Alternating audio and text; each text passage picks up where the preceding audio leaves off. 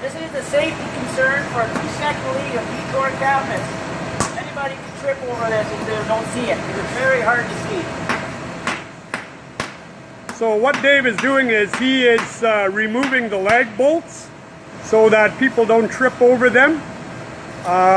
It's a big concern when you're moving carts and those lag bolts are always in the way.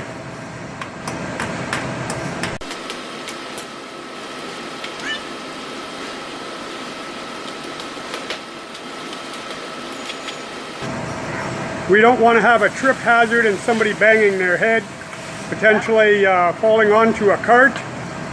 So that's why we do this.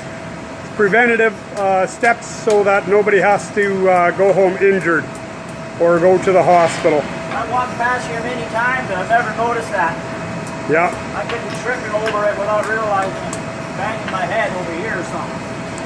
There, that's All it. right, that's our 2-second lean on the night shift with the night cleaner, Dave. Thank you.